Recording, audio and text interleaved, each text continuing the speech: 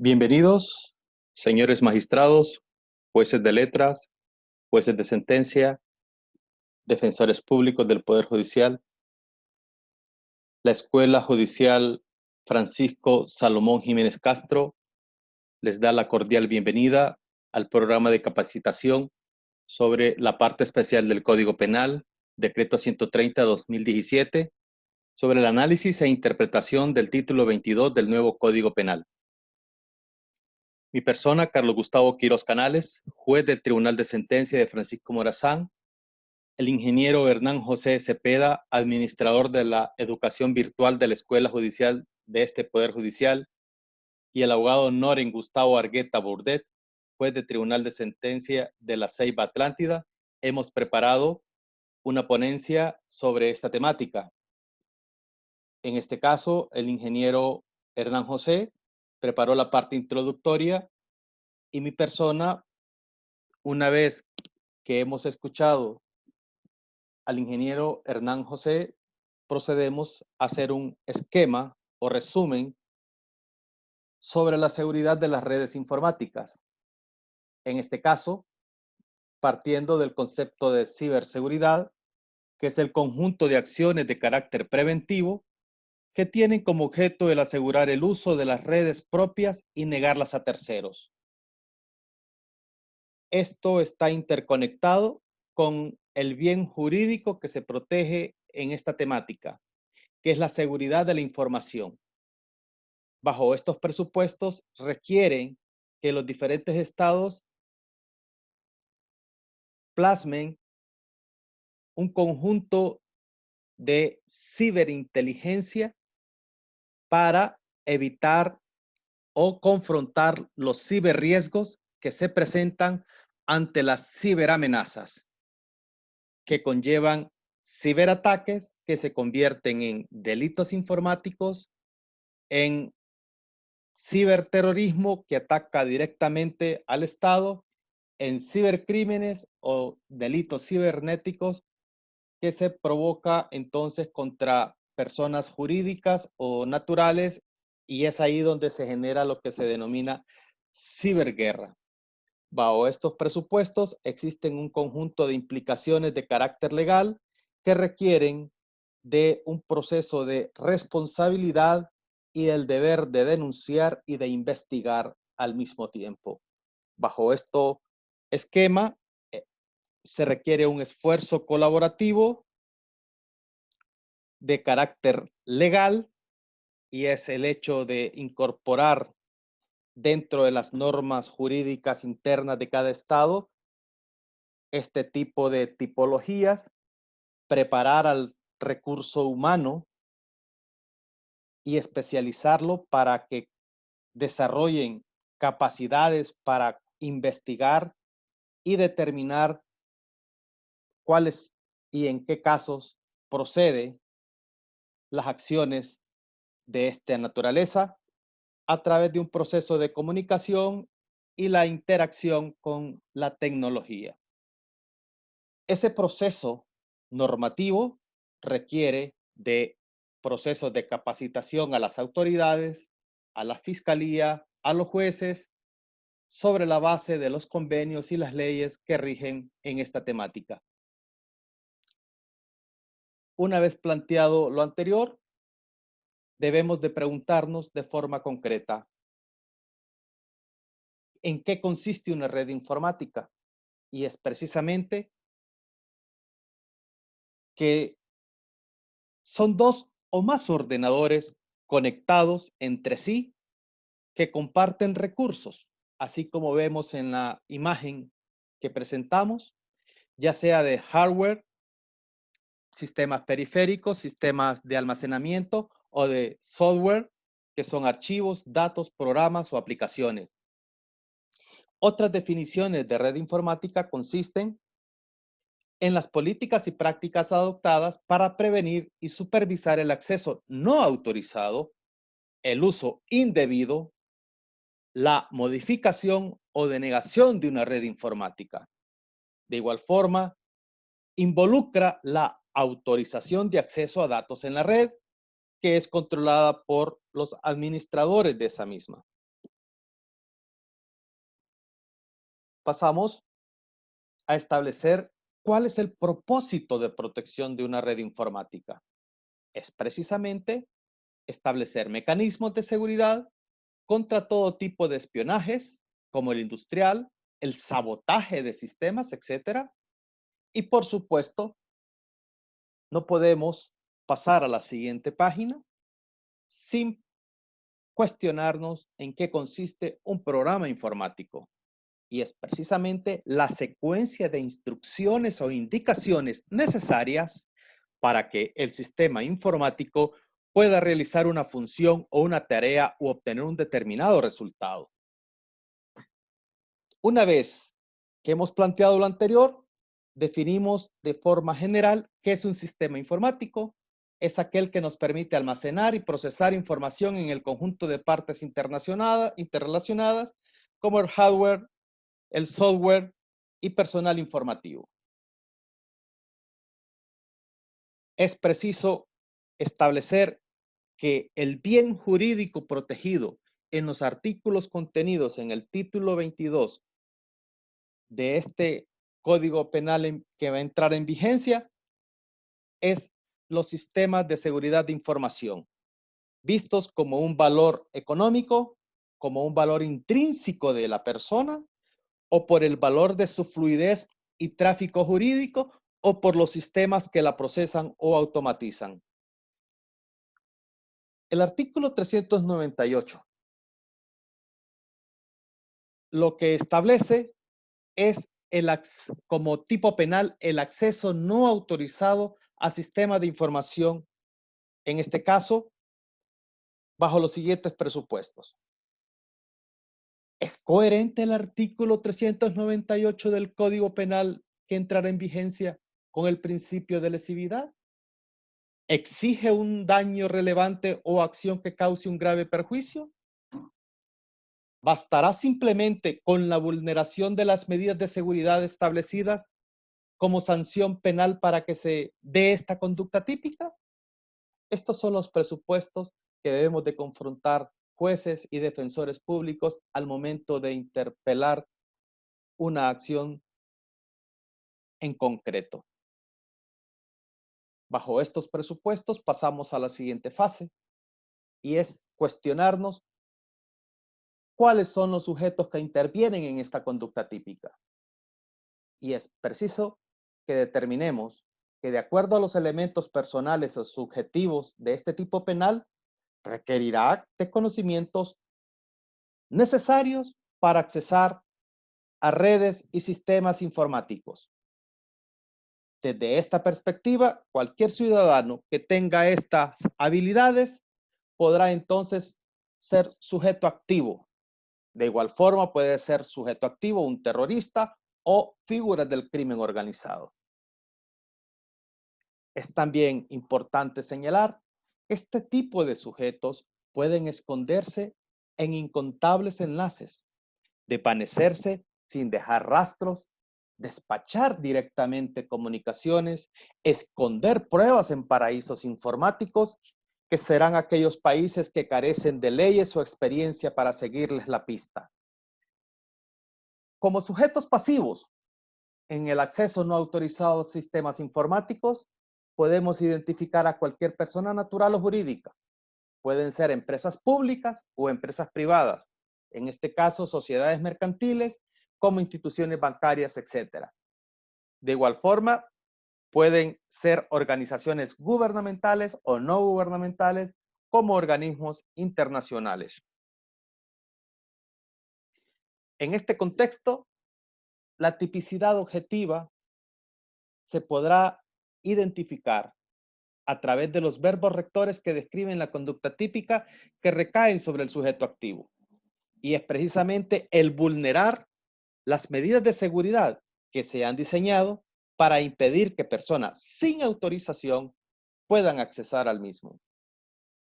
Y es preciso cuestionarnos, ¿en qué consisten estas medidas de seguridad de un sistema informático?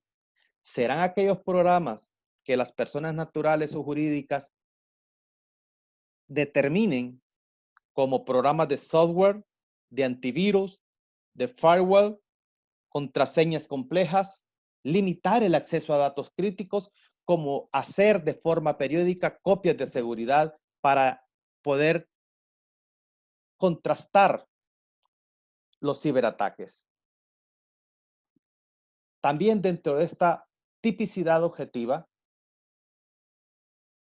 esa vulneración de medidas de seguridad va orientada a lograr accesar a información sin la autorización del titular de esos sistemas informativos, bien sea a todo o en parte de ese sistema informático, sea hardware o software. Una vez que hemos planteado estos presupuestos, pasamos a la tipicidad subjetiva. Y es necesario comprender que esta temática se refiere a comportamientos de carácter doloso, por cuanto es un dolo de peligro que requiere, por un lado, tener el conocimiento actual de lo que se hace, es decir, vulnerar, saber que estoy vulnerando las medidas de seguridad de un sistema informático diseñadas para impedir el acceso sin autorización de un titular. Y por otra parte, querer realizar los presupuestos que me he planteado. Una nota importante es tener en consideración que el dolo de peligro bastará entonces con que el sujeto al actuar acepta el poner en riesgo o peligro o amenaza de ese bien jurídico que se protege. Las consecuencias jurídicas. Estos tipos penales en general conllevan dos modalidades de pena. Por un lado, una pena de privación de libertad que es de 6 meses a 1 año 6 meses y por otra parte, faculta al órgano jurisdiccional a aplicar como pena en lugar de la privación de libertad una multa de 100 a 200 días que deberá ser en función de la base salarial y en función de lo que determine el Banco Central. Es importante que en este caso esa facultad del órgano jurisdiccional se determina por presupuestos que establece ya la norma en qué casos concretos se puede optar por aplicar una pena distinta a la prisión de libertad. De igual forma, en el siguiente párrafo del artículo que estamos haciendo objeto de estudio, establece un agravante que conlleva de 1/3 con la pena antes relacionada en los casos en que el declarado culpable haya accedido a estructuras o servicios esenciales para la comunidad. Un ejemplo en el caso actual son los ciberataques a los hospitales o sistemas de salud en estos tiempos de COVID-19. El artículo 399 del nuevo Código Penal establece como delito los daños a datos o sistemas informáticos y establece quien por cualquier medio y sin autorización establece los verbos de introduce, o sea, introducir, borrar, deteriorar o alterar o suprimir o hacer inaccesible de forma grave datos informáticos. Y por otra parte, el siguiente identificación de los verbos bajo los mismos presupuestos de que no esté autorizado, inutiliza total o parcialmente el funcionamiento de un sistema informático, impidiendo el acceso al mismo o imposibilitando el desarrollo de alguno de los servicios. Bajo estos presupuestos, ¿qué comprendemos por un daño por daños informáticos? O una base de datos. Pues por base de datos se entiende la colección de información organizada de forma que un programa de ordenador puede seleccionar rápidamente los fragmentos de datos que necesite. El bien jurídico que se protege, reiteramos, es la seguridad de la información. Y como ya hemos hecho énfasis en cómo identificamos la tipicidad objetiva y bajo qué presupuesto se requiere que sea siempre que el sujeto por cualquier medio y sin autorización realice cualquiera de las conductas que hemos señalado. En la tipicidad subjetiva, reitero, requiere de comportamiento doloso, es decir, un dolo de peligro, y que debe estar orientado a que ese sujeto conozca en términos actuales qué es lo que hace y sobre todo querer realizar cualquiera de los verbos rectores antes descritos con el propósito o intención manifiesta de dañar los datos o sistemas informáticos. Ya hemos reiterado, el dolo de peligro no requiere la producción de un resultado ni la lesión concreta del bien jurídico. Bastará que su adecuación con que el sujeto activo acepte y primero los presupuestos de riesgo o peligro o amenaza al bien jurídico tutelado que quiere ejecutar esa acción.